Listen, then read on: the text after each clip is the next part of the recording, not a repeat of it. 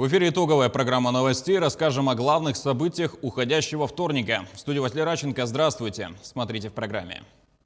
Такую поддержку правительство, безусловно, продолжит. Мишустин заверил, что Дальний Восток не останется без помощи, а повышение качества жизни и продолжительности все еще в приоритете государства. Жители микрорайона Алроса наконец-то дождались масштабной очистки. Ленские коммунальщики орудуют техникой на придомовых территориях.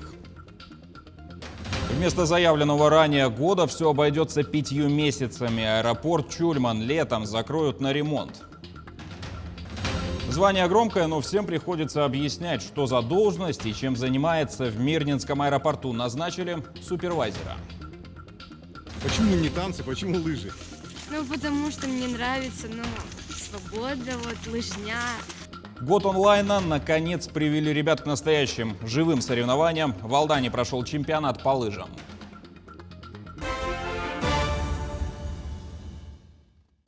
Правительство России продолжит оказывать финансовую поддержку регионам Дальнего Востока. Об этом заявил глава Кабмина Михаил Мишустин. Премьер напомнил, что приоритеты в развитии макрорегиона определены президентом России Владимиром Путиным.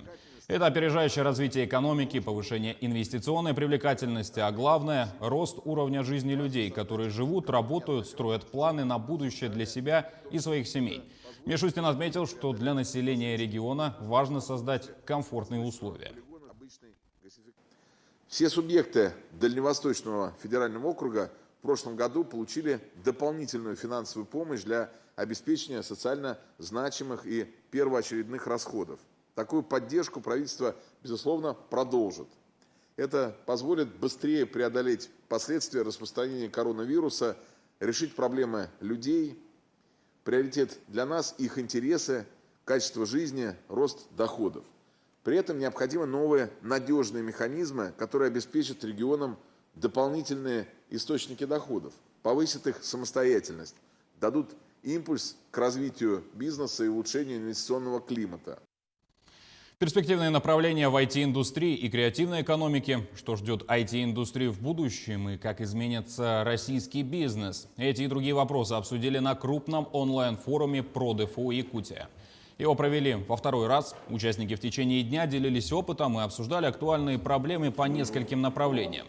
Это создание фильма про Дальний Восток, бизнес-климат макрорегиона, повышение качества жизни, динамика развития территорий, опережающего развития и другие.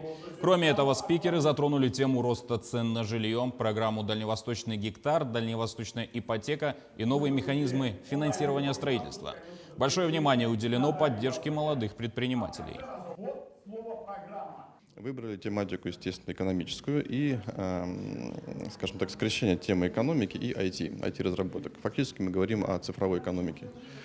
Выбрали Якутию в этом смысле не случайно, потому что у вас, в принципе, в плане IT-разработок вы шагнули очень далеко, обогнали многие регионы, и поэтому вам есть чем поделиться. Соответственно, поэтому мы здесь, в Якутии.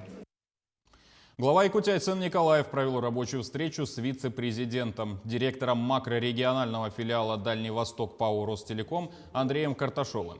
Стороны обсудили вопросы строительства центра обработки данных в городе Якутске и волоконно-оптической линии связи в поселке Батага Верхоянского района. Также подвели итоги реализации инфраструктурных и социально значимых проектов. Ежегодный объем инвестиций составил более 1 миллиарда рублей. В рамках проекта по устранению цифрового неравенства организовано 115 точек доступа. Построено 3000 километров ВОЛС с подключением 95 населенных пунктов. Тем временем в якутском IT-парке открыли фабрику производственных процессов. Это стало возможным благодаря сотрудничеству региональных властей с госкорпорацией «Росатом». Что даст площадка и с какой целью ее внедряют в регионе, узнавал Дмитрий Тымыров. Сегодня с утра на учебно-производственной площадке фабрики процессов прошли обучение представителей министерств и ведомств, которые в игровой форме посмотрели, как работает система бережливого производства. Цель игры – получить стабильную, хорошую прибыль.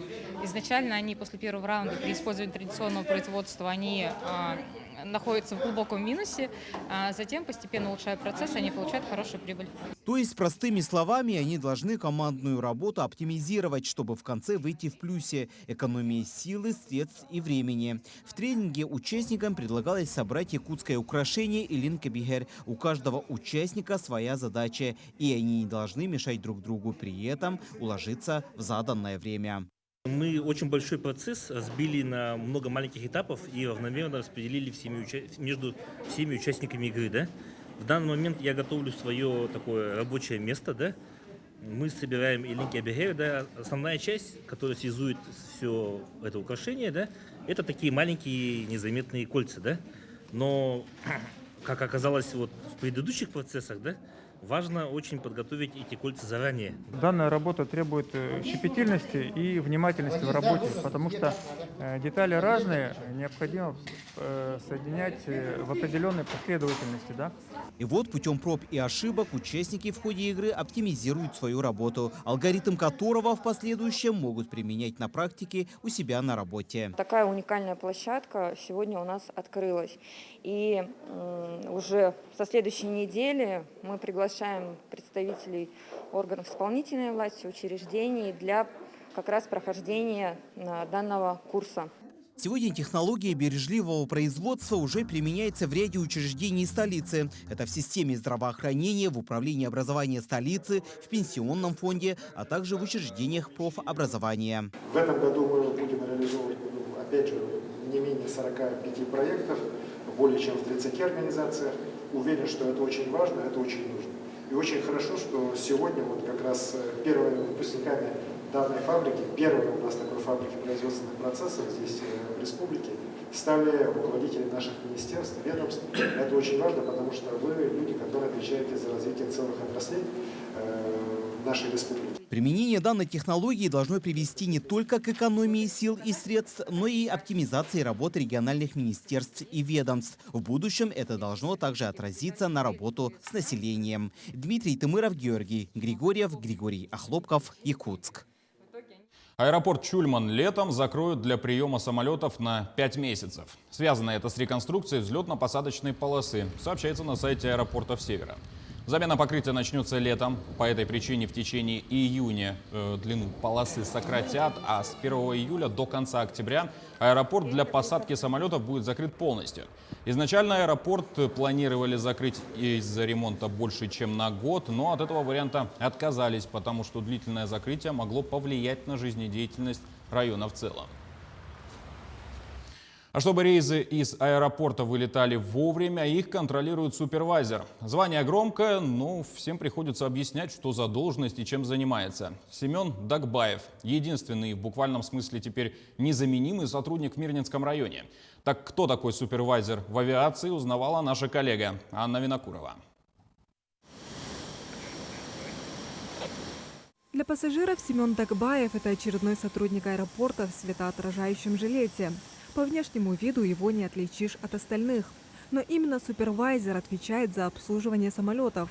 Одновременно следит за предполетной подготовкой авиалайнера, контролирует выполнение процедуры заправки судна и погрузки багажа. Всего в списке обязанностей супервайзера более 30 обязанностей.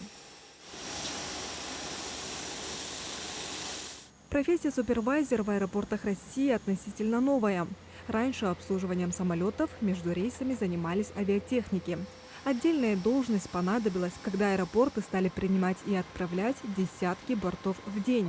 В Мирнинском авиапредприятии на место супервайзера выбирали из местного штата. Здесь персонал какой-то со стороны, который не понимает специфику аэродрома. Да? Здесь этого человека надо было довольно-таки долгое время обучать и вводить в работу. Поэтому было принято решение принять человека внутри нашего предприятия.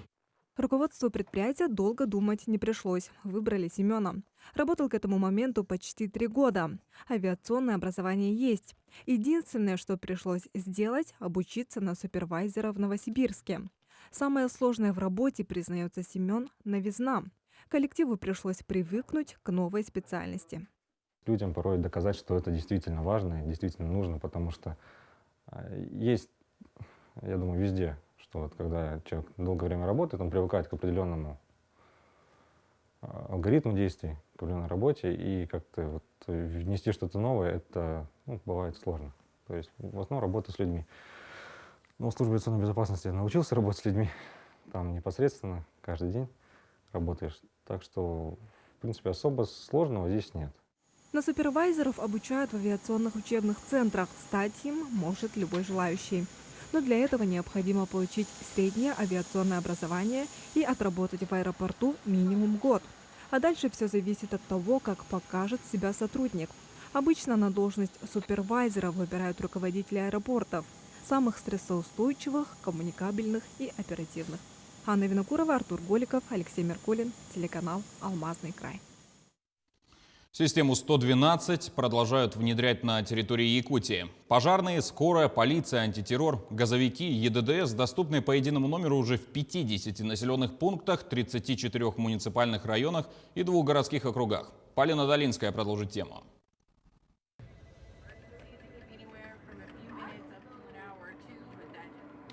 Что произошло? Назовите адрес. Многие из нас не раз видели в зарубежных фильмах, как человек, попавший в беду, обращается за помощью на единый номер службы спасения 911, где ему оперативно отвечают профессионалы, и на место происшествия выезжает необходимая служба. Такая практика в нашей стране появилась сравнительно недавно, а на территории нашей республики и вовсе заработала только в 2019 году. Но за этот небольшой срок она показала себя с лучшей стороны. Изначально работа была организована на территории городского округа город Якутск и поселок Жатай. За 2019 год мы организовали и развили службу на территории всей республики Саха-Якутия. Кроме того, мы провели огромную работу в 2020 году. На сегодняшний день комплексы системы функционируют в 50 населенных пунктах, 34 муниципальных районах и 2 городских округах. К единой системе подключены все экстренные оперативные службы.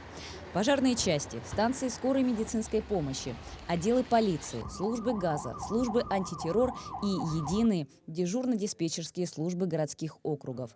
С недавнего времени по решению главы республики единая система взаимодействия экстренных служб 112 интегрируется с цифровой платформой OneClick. Это позволяет одновременно получать информацию о том или ином происшествии. И, соответственно, скорость реагирования на ту или иную экстренную ситуацию, она кратно возросла, что, конечно, в конечном итоге влияет на спасенные жизни. Плюс мы провели по поручению главы Республики Саха-Якутия Арсения Сергеевича Николаева интеграцию с порталом OneClick.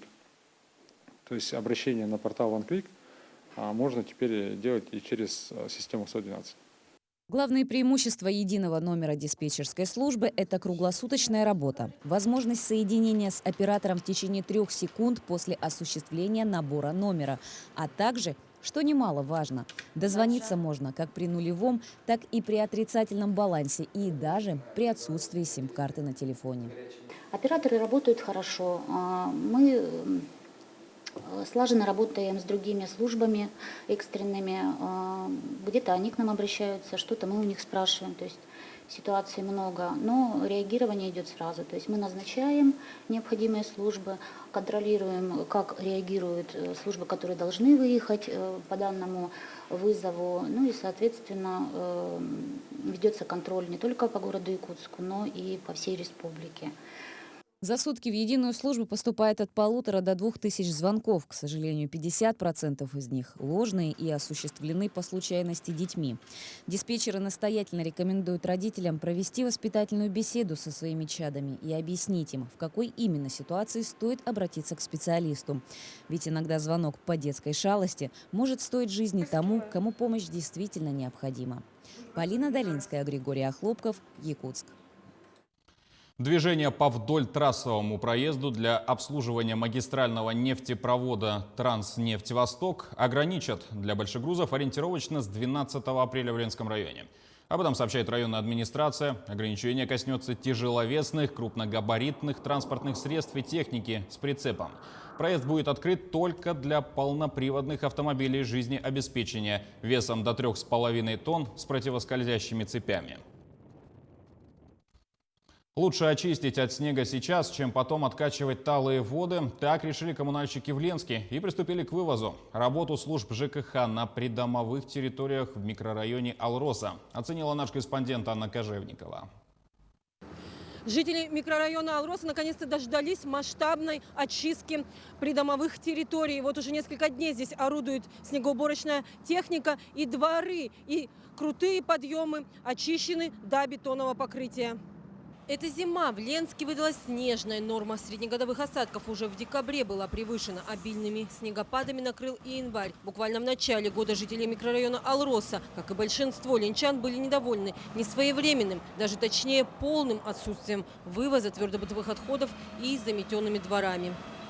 Пока вот не завалил, вот сами можете видеть, подъезды абсолютно не очищены. Помойки не могут убрать только из-за того, что сюда не может даже мусорная машина заехать. Очистка только нулевая. Вот центральные улицы и все. Сегодня ситуация изменилась в лучшую сторону в обоих направлениях, и жители микрорайона Алроса это оценили. Снег хорошо убирается. Постоянно. У нас сосед он гребет трактором своим. Хорошо.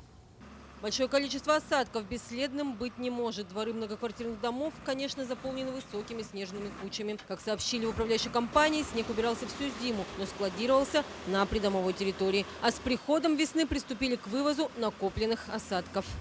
Весь снег, который есть у нас на микрорайоне Алроса, мы его полностью увозим, потому что если этого не сделать, когда начнет таять снег, у нас происходит подтопление подъездов, то есть не подойти, не подъехать. Поэтому, чтобы этого избежать, мы, соответственно, увозим полностью его.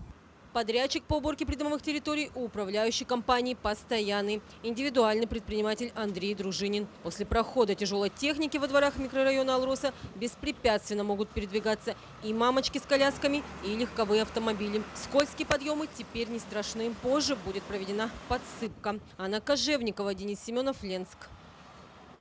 Теперь о текущей эпидобстановке. За сутки в Якутии выявлен 31 новый случай заражения COVID-19. Из них в Якутске заболели 20 человек, в Нерюнгринском районе 3, в Мегино-Кангаласском, Мирнинском, Чурапчинском по 2. По одному случаю в Алданском и Вилюйском районах. За неделю в Якутии более 9 тысяч человек заболели острыми респираторными вирусными инфекциями. Об этом сообщили в Роспотребнадзоре. Наблюдается рост заболеваемости. В целом показатель выше уровня эпидпорога на 37%, говорится в сообщении. Среди заболевших 4 из 5 – дети. Большая часть от 7 до 14 лет. К другим темам. Резиденты технопарка Якутия, компания «Стандарт-14» запустила собственное производство медицинских масок в ноябре прошлого года. Собственный цех, специальное оборудование, а также пара десятков ловких рук – это история о том, как помочь региону и одновременно с этим заработать денег. Как устроен цех изнутри, узнала Ульяна Шагина.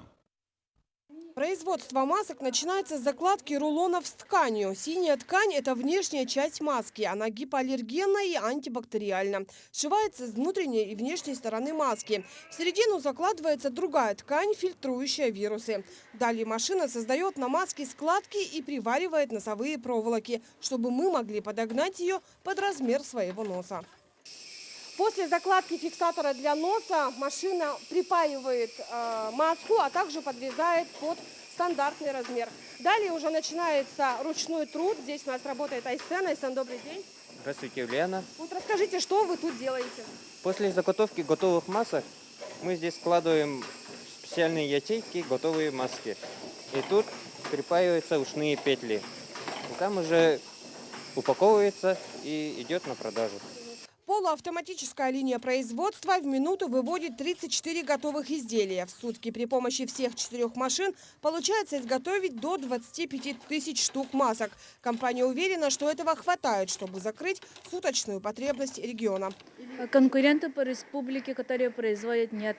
Тканевые маски и еще защитные маски, вот китайские маски именно, потому что они не отвечают стандартам. Кроме полуавтоматической линии производства, чтобы увеличить объемы, компания приобрела автоматическую и ручную станки. Автомат, как и полагается, делает всю работу за человека.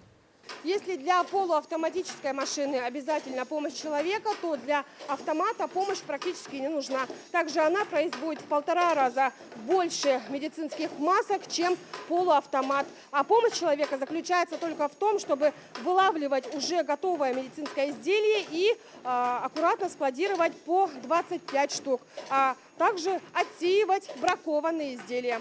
Цех появился в ноябре прошлого года, когда регион, да и вся страна испытывала острую нехватку одноразовых медицинских масок.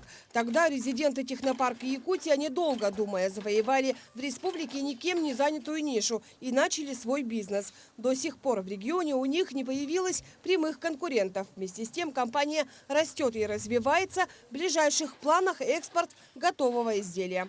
Да, мы готовы дальше работать и обеспечивать республики, и хотим выйти на Дальний Восток.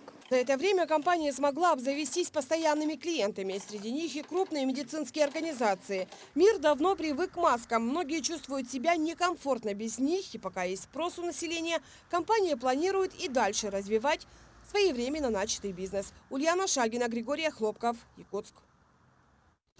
Сегодня в Республиканской специальной коррекционной школе-интернате состоялась презентация интерактивной детской 3D-книги с технологией дополненной реальности. Автором и инициатором стала резидент технопарка Якутия и IT-парка Таисия Тарабукина. Специально значимый проект стал возможным благодаря поддержке Фонда будущих поколений. Книга с дополненной реальностью с укрупненным шрифтом станет настоящей находкой для привлечения к чтению детей с нарушениями слуха и зрения с раннего возраста. В течение года издание переведут и на якутский язык. В школе-интернате обучается 252 ребенка с особыми образовательными потребностями. Книгу получили все дети.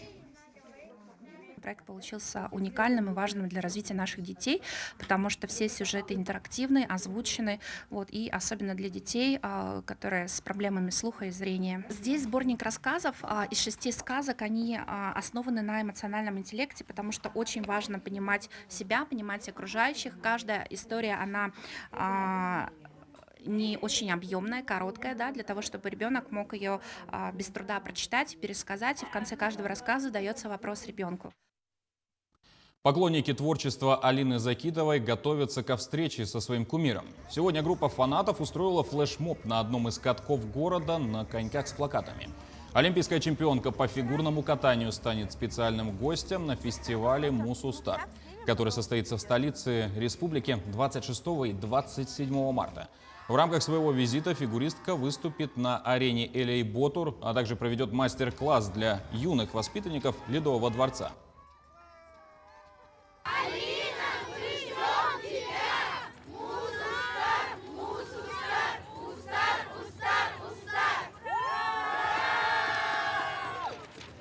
Собирали людей в мессенджерах, в WhatsApp, в Инстаграме. Очень охотно все согласились и очень ждут Алину Загитову.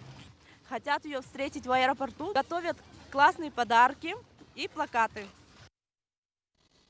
Первые после снятия ограничений соревнования «Юный лыжник» прошли в Алдане. 70 спортсменов в возрасте от 7 до 14 лет боролись за победу. После почти года тренировок в онлайне выход на лыжню для ребят был по-настоящему волнительным и долгожданным. Но криками поддержки подбодрил наш корреспондент Сергей Козюра. Лыжники боролись за медали в гонке свободным стилем на дистанции 1200 метров. Забеги получились очень интересными во всех возрастных группах. Ребята показали хорошие результаты, что позволило некоторым из них выполнить нормативы не только юношеских разрядов, но и взрослых. Не было соревнований практически год. Да не практически, целый год не было соревнований. Приходилось заниматься дистанционно, приходилось заниматься дома. Поэтому, когда нас наконец-то разрешили нам выходить вообще на улицу с занятиями, дети очень, во-первых, обрадовались, а во-вторых, вот такое вот занятие, когда уже сказали, все, можно, соревнуйтесь, дети просто очень-очень сильно этого ждали, этих стартов. Перспектива есть, дети занимаются, стараются, показывают все, что могут. Онлайн-тренировки эти, конечно, в начале занятий, когда мы только вышли, сказались, потому что ребята где-то и кто-то подленился, кто-то наоборот очень сильно этого ждал. И как бы они все очень были рады, потому что наконец-то мы занимаемся. Соревнования проходили на подготовленной трассе Республиканской спортивной школы Олимпийского резерва. Этот лыжный центр – настоящая гордость как для алданцев, так и для всей республики. Именно здесь каждую осень начинают свою первую вкатку спортсмены сборной России. А воспитанники данной школы входят в сборную республики как по лыжным гонкам, так и по биатлону. Почему не танцы, почему лыжи? Ну, потому что мне нравится, свобода, лыжня. Не нравятся мне танцы, больше лыжи. Потому что я люблю лыжи, я не люблю танцы. Значит, ты зиму больше любишь, чем лето? Да, я люблю спорт. Ты сколько занимаешься уже? Я не помню, но, наверное, где-то 3 года. Ого-го. Я думал, сейчас скажешь, не помню, с пеленок, наверное. Ну, у тебя какие-нибудь достижения есть? Я занимаюсь... Второй юношеский разряд заняла недавно. Бесспорно, что настоящие большие победы начинаются с упорных тренировок и таких соревнований. Ведь основными показателями юного лыжника являются выполнение контрольных нормативов по общей и специальной физической подготовке, владение знаниями теории лыжного спорта и практическими навыками участия в соревнованиях. Сергей Козюра, Нерюнгри. На этом наш выпуск подошел к концу. Не забывайте носить маски, дезинфицировать руки и держать дистанцию. Спасибо за внимание и до свидания.